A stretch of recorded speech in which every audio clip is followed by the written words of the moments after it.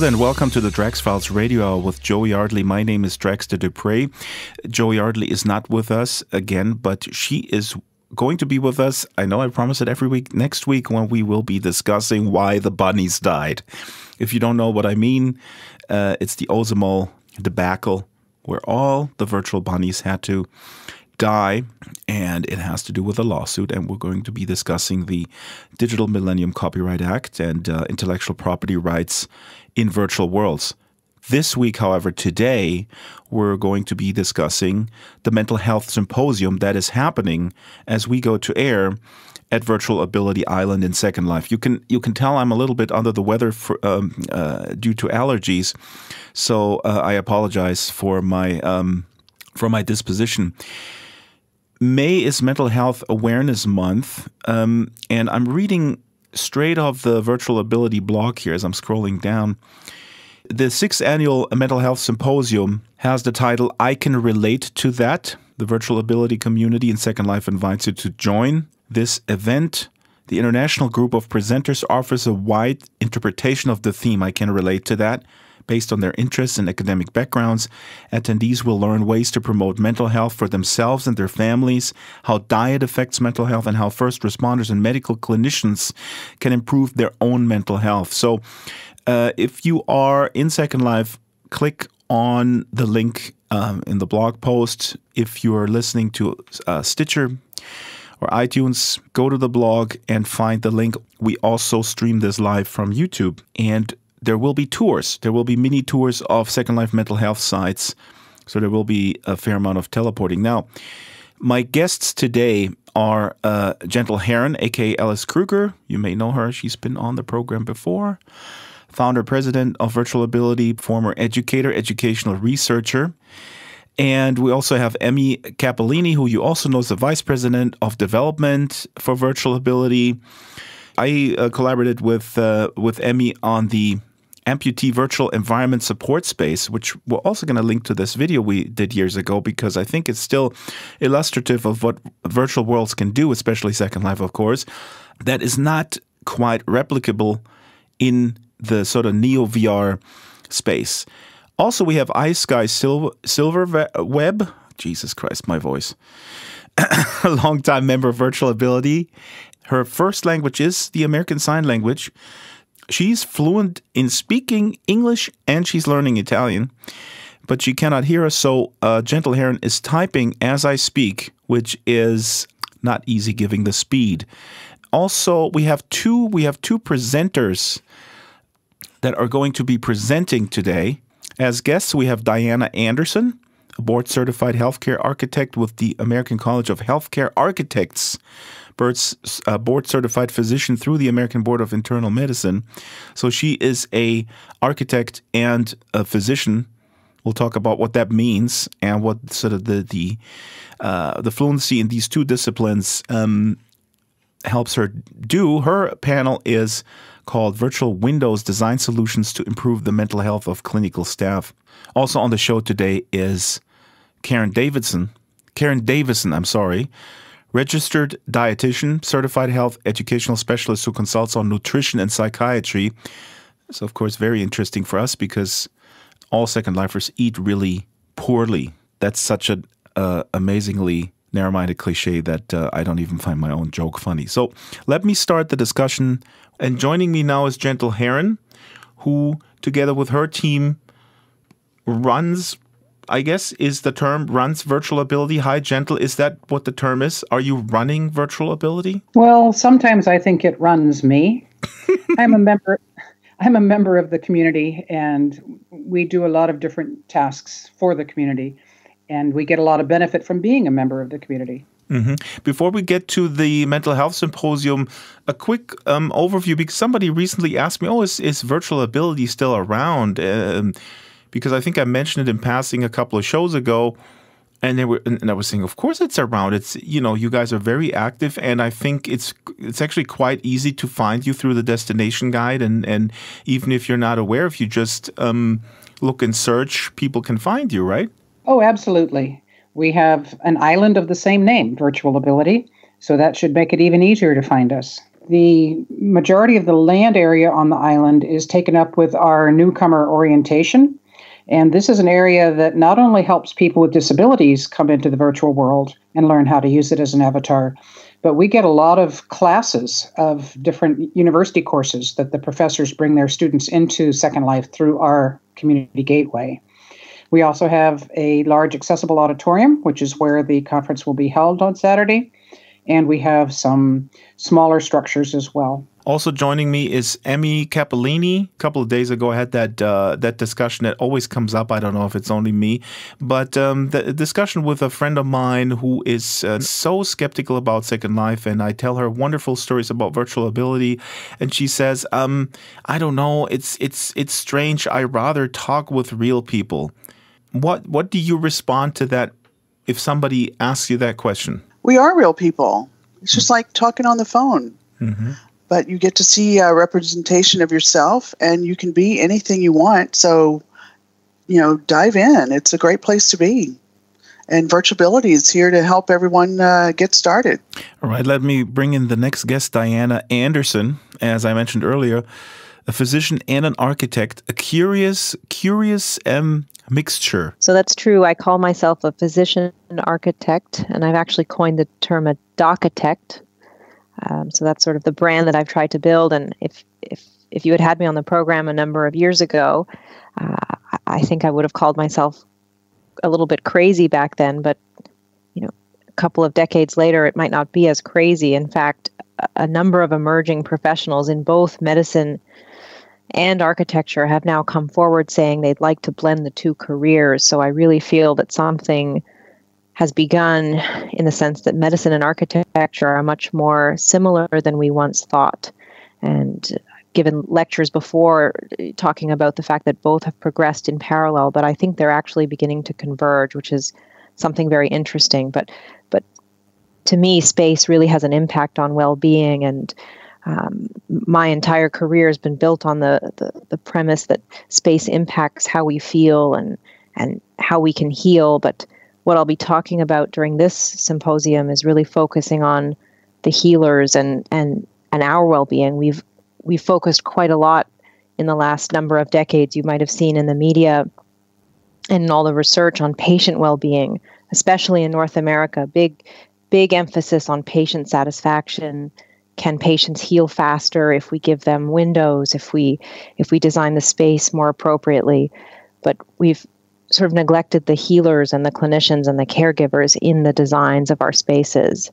And now we've seen increased rates of depression and burnout, very high levels of stress for caregivers. And so architects are now stepping in with clinicians saying, how can we together come up with design solutions to help fix this problem? So very interesting area, lots of talk about it in the media. So I'm very excited to come in and talk about some design solutions that I think we can start to address. That's interesting because a sense of space and the ability to be together in a space, albeit a virtual space in Second Life, is also so instrumental. And I mean, Gentle, we've worked with Gentle on various documentary projects where really the theme above everything is that the fact that you can create a space that is conducive to feeling good is already the first step to sort of healing.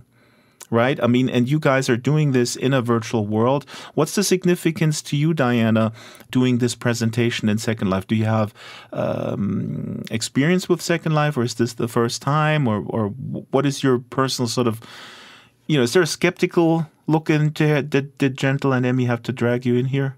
So they definitely didn't have to drag me. I have to tell you, though, I get asked to do quite a few talks, and I've been very busy lately, but I was very intrigued by their request. So I spoke to them, and to me, it's a big learning experience. I didn't know a lot about it, I have to tell you that.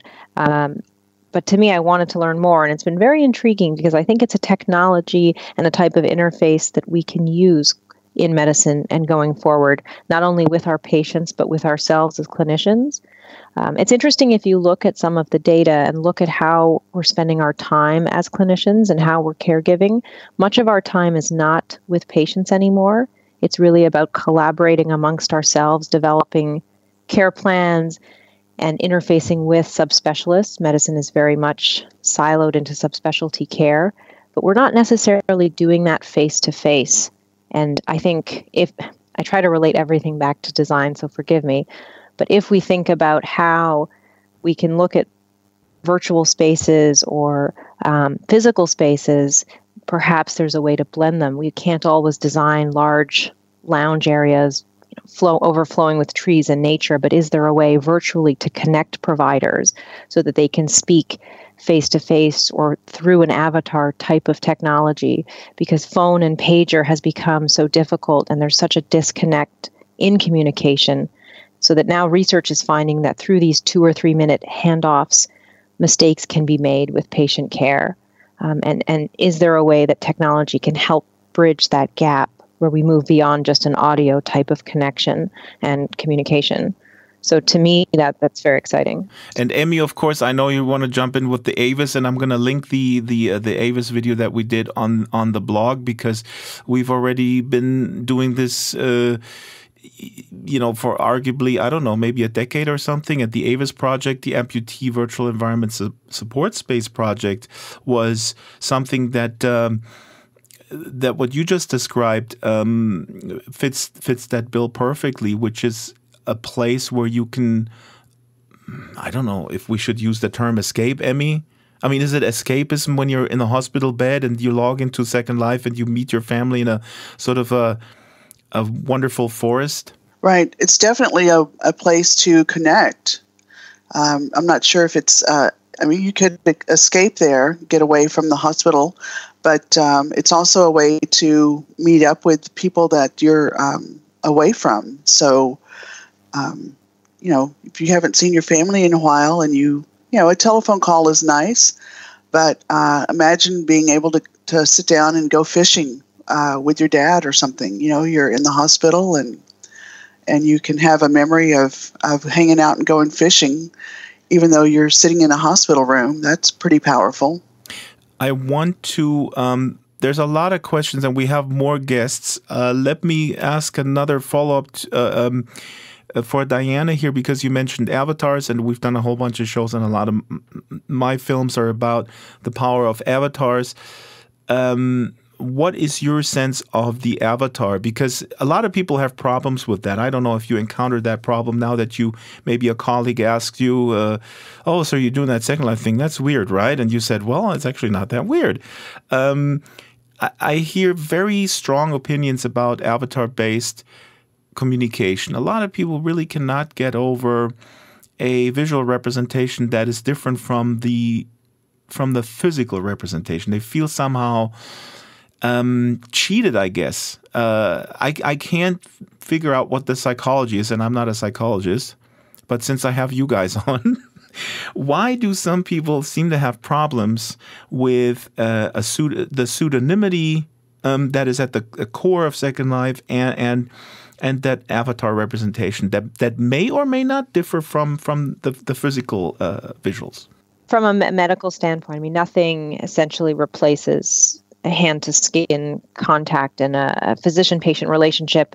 I know we've talked a lot about where that's going to go. There's in fact been a number of articles coming out in the critical care literature in the past few months about predicting the ICU or intensive care unit of 2050, which is not far away.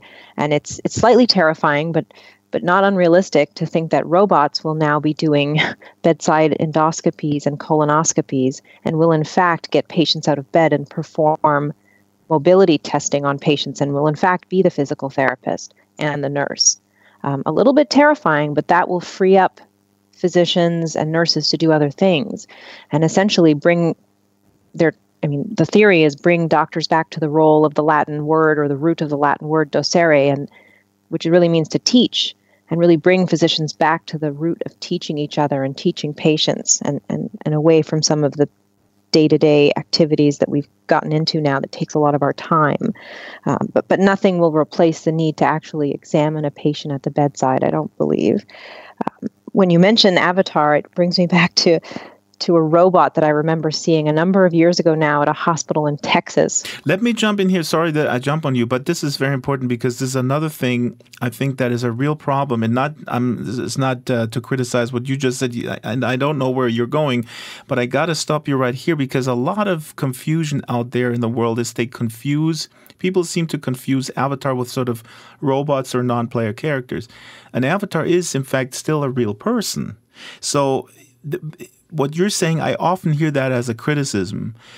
When people look over my shoulder and I engage, let's say, with Gentle on the screen, and we had that Gentle when we presented Log Into Life with all these journalists, that people didn't understand that she was actually the real Gentle. It was her visual representation that she sent forth into the digital world as sort of a proxy, but it was her, I don't know, maybe we use the term puppet, she was puppeteering it, her avatar or whatever you want to use, but it was her. It was not a digitally controlled entity that originated elsewhere.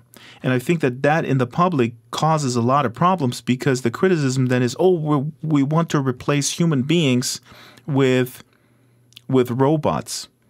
And in a virtual world, we don't. We actually want to bring the human beings closer together. And I agree with you in that. And the robot story actually, I think, has a more positive outcome to that. But it was an intensive care unit in Texas that was very small. So their conference room couldn't fit, again, bring it back to the architectural design, couldn't fit in the actual unit. It was 2 floors below. So the physician group was so large, they had to meet 2 stories down from the patient. So they needed a way to contact the patients while they were rounding. They couldn't round in the unit. So they devised a robot that had a television screen with the physician's face that would be remote controlled and go around the unit. Now, this was terrifying to many patients and families and even other staff at the beginning. Nobody could understand how this could work. And it's interesting to see how after just a few days or weeks, it actually became part of the culture, and patients and families actually began to really like this interface. They actually could see the physician's face. They understood that this was their physician, not necessarily in body right there, but they could see the face, hear the voice, and it became part of the interaction. And it actually aided quite a bit in the communication that was going on 2 floors below. No, that's a wonderful story. I'm assuming that's a beam robot. There's a bunch of different companies out there that make those.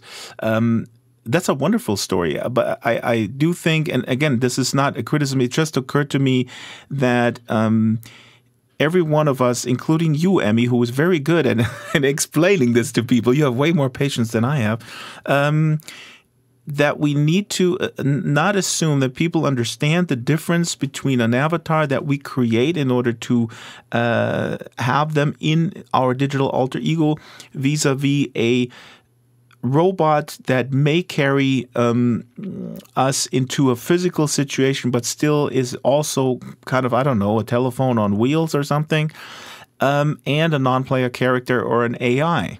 Because in the general public, these things are all sort of meshed together and they contribute to sort of a mix of that creates fear. Drax, I think it's just a lack of information of something that's fairly new. I know it's not new to us, but it is to the general public. And I look at it as an opportunity. It's an opportunity for us to provide that education to the general public. And I know iSky has some things that she wants to say. Let me bring iSky in. I want to give her a brief biographical sketch. iSky Silverweb is also a member of the virtual ability community. She does pretty much everything. And so I can't read her 3-page resume right now. No, iSky is amazing. She is deaf in real life, and her first language is the American Sign Language, which possibly somebody has already scripted in Second Life. But iSky, what is your take on what you have gathered in the conversation so far? And take your time. I can edit the pause out. Okay, I wanted to bring up a comment. A thought that came to my mind when Diana was describing the experience with the TV being invited to the family and the patient. It's kind of what we call a sense of presence. You may have people who are far apart from each other, but they feel like they are close together because of this representation of the physician.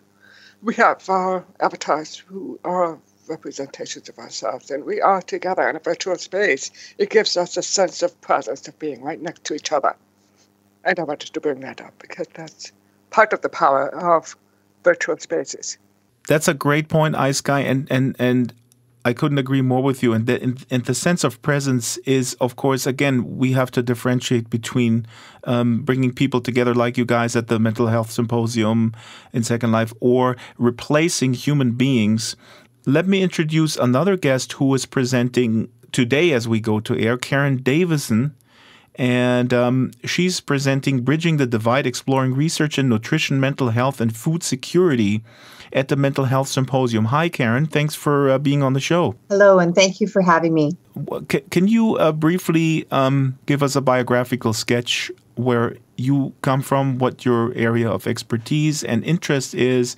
And thirdly, are you familiar with Second Life, or have you also been dragged in there kicking and screaming? So, by profession, I am a registered dietitian. I've been in practice for more than 10 years and practicing in the area of nutrition and mental health. And I'm also a researcher. So I've done a PhD and postdoc in the areas of nutrition, mental health, and food insecurity.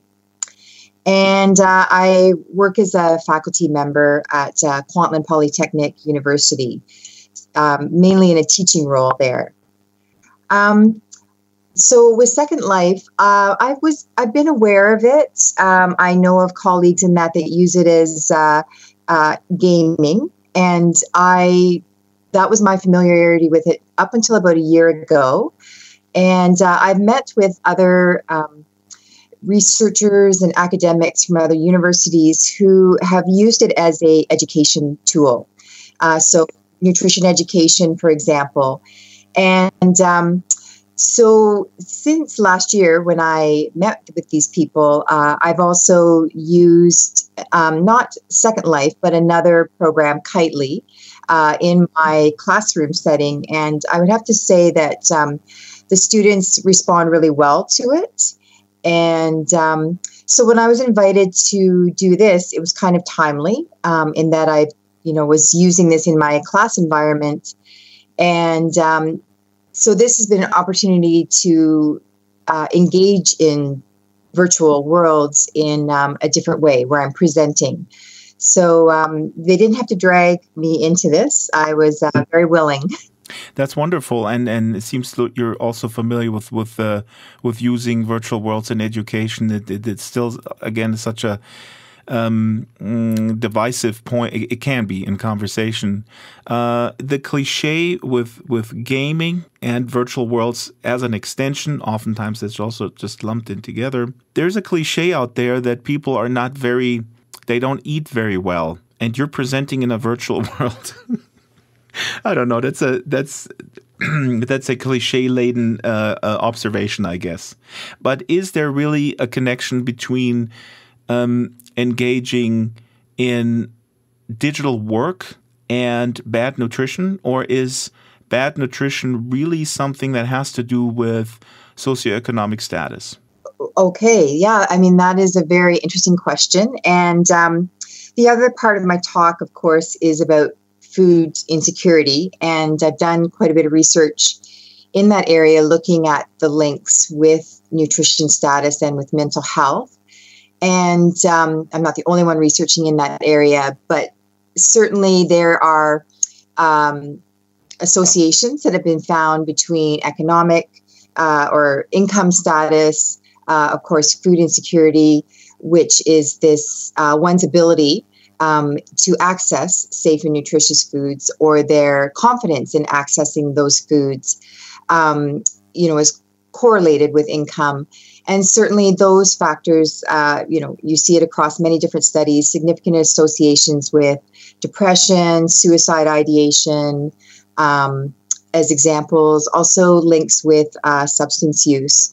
So, certainly you are correct in saying that, there's many determinants when we talk about food intake and nutrition, but one of the main ones, of course, being income and food insecurity. Yeah, because, it's interesting. I'm in Germany at the moment. I am from Germany originally, but I lived in the U.S. for over 20 years. And what's interesting now being here, there are cliches, cultural stereotypes that are, driving me crazy. And a lot of people think everybody in America eats really bad food all the time. And I'm always trying to be a little bit more nuanced and say, this has to do with access to food. This has to do with access to the money to buy good food and all that kind of stuff. And it's really more of an issue of, again, information, or how the access to the information that then leads to choices in food. But you have to have the economic resources to choose that food too. And this cliche of the person just sort of sitting at home and engaging in digital worlds and not being able to engage with quote-unquote real people in conjunction with really bad nutrition is a really, really persistent stereotype that I encounter all the time. There's really a balance there. When you think about screen time, this sedentary activity, which is, of course, associated with high uses of screen time, there is this correlation with poorer food intakes. People tend to, eat more fat, less fiber, all of those wonderful things. And but at the same time, there are it's at a certain point where that seems to occur, and I think it's around 14 hours a week or something like that of screen time. And so there's also this acknowledgement that these virtual worlds can offer opportunities for nutrition education that maybe some people can't access, and other opportunities for learning. So I think it's, as you say yourself, I mean, you're healthy and you go outside and you're also, have your screen time. It's moderation, right? You don't want to be in a virtual world all the time. And so just creating this balance between the two, and using virtual environments as a means to grow yourself, maybe by learning more about nutrition, food intake, and other lifestyle parameters, and engaging with others, just gives that other opportunity. So like yourself, I have kids, and I often think about the whole screen time dilemma. It is a dilemma, and I don't want to make light of it. I just want to jump in really briefly by also saying that I'm certainly not one to brush over the fact that there are issues of addiction, but the question is, what facilitates that addiction, and where does that come from? It comes from a void, and we cannot be. I think we need to be. We need to stop running around and blaming the. The game itself for the addiction. The addiction comes elsewhere and then finds its outlet, and the ubiquity of food that is not healthy. That's a function of a very aggressive food and beverage industry that pushes this in front of us all the time. Yes, certainly. Addiction comes from a point of void. Often people with mental health issues, there's a history of trauma there. And if that's not dealt with in some way, it will manifest itself in different ways, whether it's, excess time in the computer, whether it's, this whole area. Another person that's doing a talk at the Mental Health Symposium is food addiction. And so, I mean, that's kind of a whole other layer to so yes, there's this whole other layer where there is this void. And I think in a sense, there's that balance with virtual worlds. So you could help that person address that void. So I know, for example, Gentle Huron, she was showing me some of the research projects they were doing with virtual ability. And one of them was very exciting in that they could actually connect with a physician and talk with the physician in this world to get a consult. And so, to me, that's very exciting in that it makes access to healthcare and to experts in the health field, and it could be in the addiction field as well, more easy and accessible for people. We know, for example, addiction services, sometimes access can be really challenging. So virtual worlds can certainly bridge that gap. Fabulous. And I just learned that Diana Anderson has to leave us very soon. I want to ask you one more question. And actually, we have to cut it short as well, because like I said, as we go to air and our core fans are listening to the show right when it comes out, you can go in world right now as you're listening to the show and catch the first lecture of the Mental Health Symposium at Virtual Ability. Tracy Burris with diet, nutrition, and food addiction. And you heard it here first. I just decided that I will stream this whole thing on YouTube. So we have, I'm going to stream it directly from Second Life. So we have the ability for people who cannot join us in world to watch this as well, and the stream will be on the blog. Now, Diana, my last question before we have to let you go. You mentioned earlier mental health of clinical staff is the topic of your presentation. The mental health of the clinical staff is under enormous stress. We know that. Have you had any experimentation with the newfangled devices, the head-mounted displays such as Oculus Rift or HTC Vive? I'm thinking of a relaxation room where people can pop on the head-mounted display and kind of escape into a little meditation. A friend of mine from Chicago, Cubicle Ninjas, they make a virtual meditation experience that works for the Samsung Gear VR and virtual reality. So this is obviously the next step. Have you guys experimented with virtual reality as it sort of progresses from virtual worlds where you interact with the screen, but now with virtual reality you interact with a head-mounted display? So excellent question, and I'll touch on it during my talk. And it's something we're talking about, but unfortunately, I think we're talking about it more at the level of the trainees and not so much at the level of the administrations and the building codes and the projects where we're actually designing spaces where this could take place. And that's really what we're trying to shift towards. I have to tell you that in the building codes, there are minimum standards for patient rooms to have windows. And even in Florida, let's say, there's mandates that nursing homes have to have not only a window, but a vista of at least 20 feet. So you have to have a view. For staff spaces, we have no minimum standards for any staff rooms to have any windows at all. That is really crazy. Yeah. And so when you talk about virtual worlds, I mean, just the idea of virtual windows is something that, is easily done and we can do. And we've seen some hospitals employ this technology for deep inside very large building floor plates where staff may not have access to daylight. We usually give that to patient rooms around the perimeter, but there are ways to bring in virtual or digital technology to create a sky-like setting for staff. Maybe not quite the same as a virtual world, but some sort of virtual sky-like setting. But there is something a lot coming down the pipeline that we're talking about. And the American Medical Association felt so strongly about it that they published it in an online article, and they termed it a reset room, which I find a very nice word, and it speaks to what you're talking about in terms of an escape or meditation area. But a reset room is very different from what we used to call a doctor's lounge, which really doesn't exist anymore. Physicians can't work in a silo. I'm sure in the 70s we were allowed to smoke cigarettes in the doctor's lounge, or in the 50s. Probably, definitely not anymore, and I'm glad about that. But we definitely, physicians, there's a whole team. I mean, patient care is complex. We need the multidisciplinary team. So actually in my lecture, you'll see a photograph, but the place I found where we had the most interaction in the hospital was in the fire staircase, where we would go up and down between floors to interact on rounds, where we couldn't talk about patient cases in the elevator because of privacy laws. So we would go up and down the egress staircase and we'd have these wonderful conversations. But where does that happen now?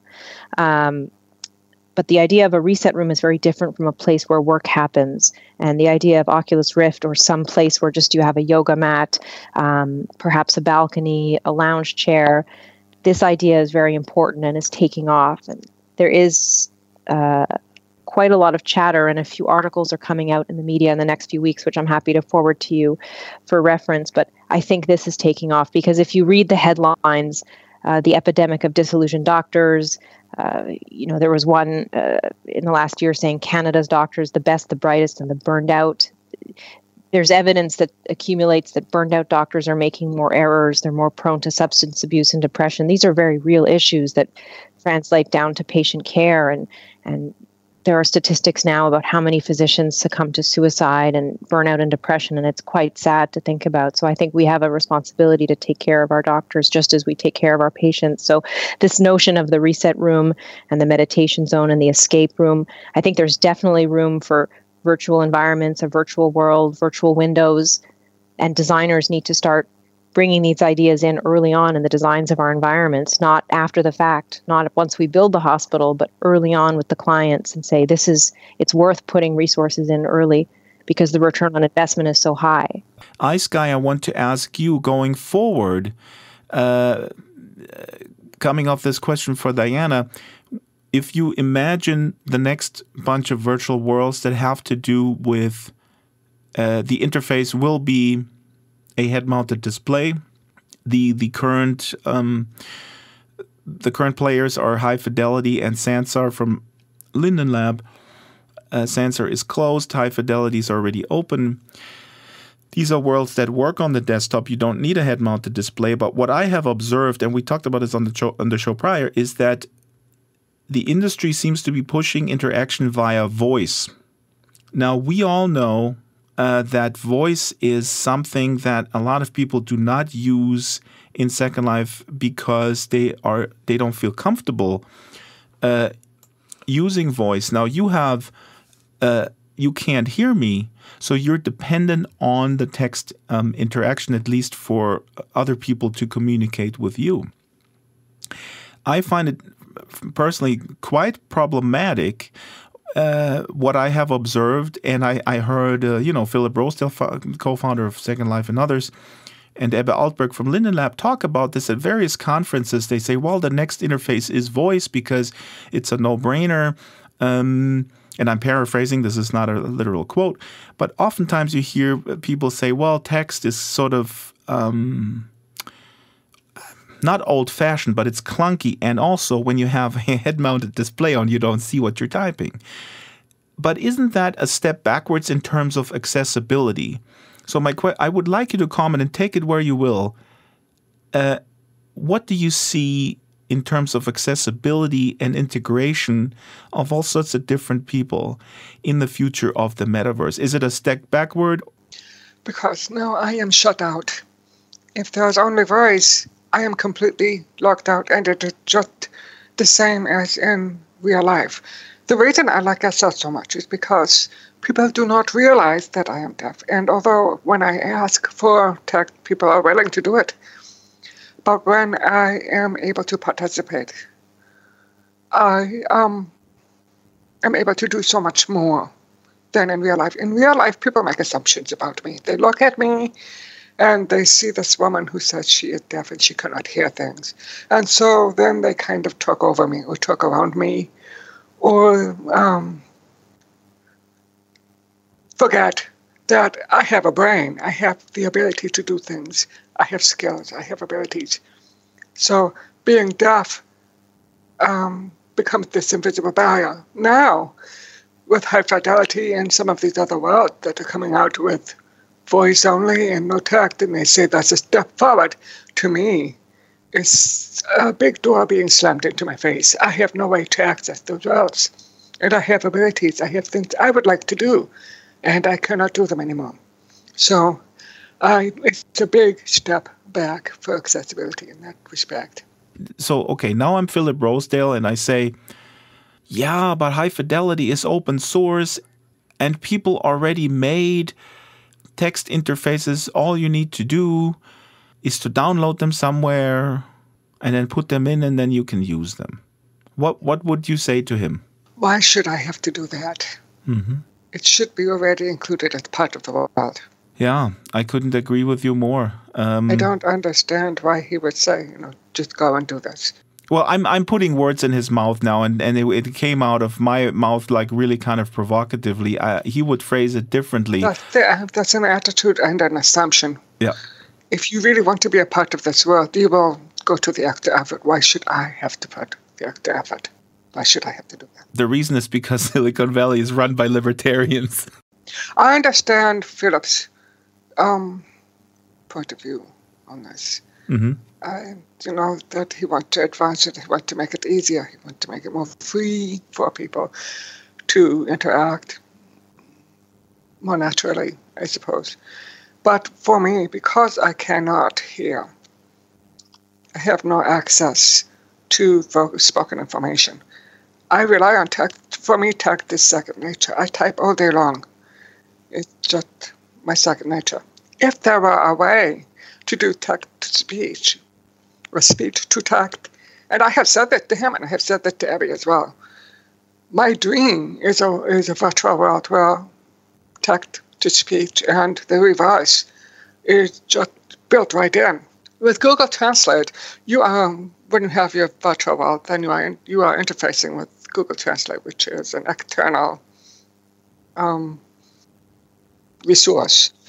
There is that time delay, and so it's not quite as in the moment.